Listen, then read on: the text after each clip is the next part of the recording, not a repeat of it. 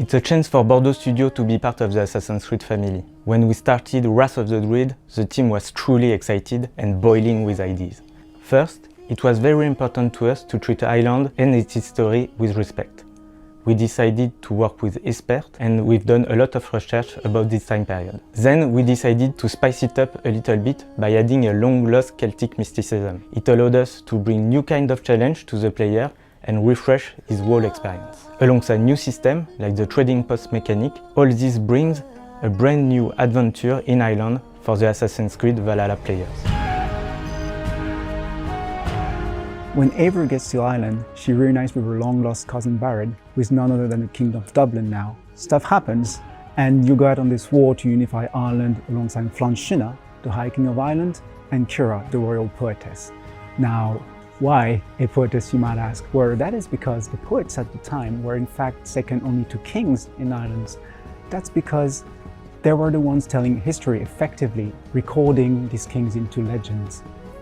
And speaking of history, there were no more Druids in Ireland in the 9th century, but the children of Danu tell a different tale, and we have many secrets for you to discover in our first expansion.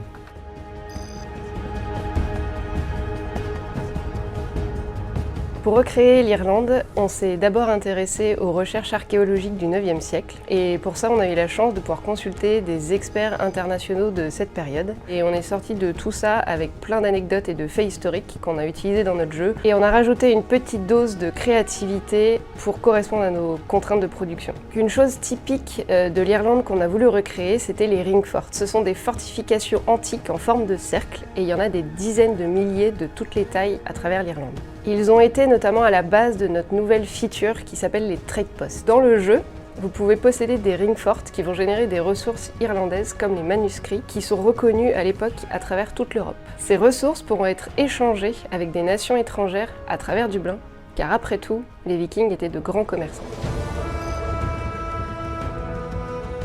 Assassin's Creed Valhalla is all about physical and brutal face-to-face, so we wanted to show that with our new ability, the Viking Salute. We extensively use mocap on AC, and it always requires skills to know how the final result is going to be. For example, we couldn't let the actor headbutts directly the other, so instead they have to be next to each other and be synchronized, which means we, the animators, we must project ourselves on how the animation is going to look like. And this was made even harder by COVID. We had to set a very intricate series of cameras, 3D views and audio feeds to be able to direct the actors across the Atlantic and to give feedback to the animators in Montreal. And by doing all of that, we managed to give you a super crazy headbutt. In this first DLC, we wanted to bring you to Ireland through sound and music.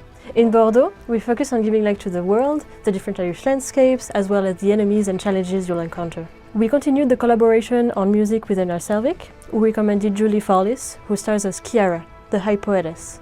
It was very important for us to work with artists who have a connection to the Gaelic culture at the heart of our DLC. While you discover Ireland, you hear the songs and music they created, as well as great pieces composed by Max Rouge, immersing you into the world of our DLC, whether you're fighting or exploring.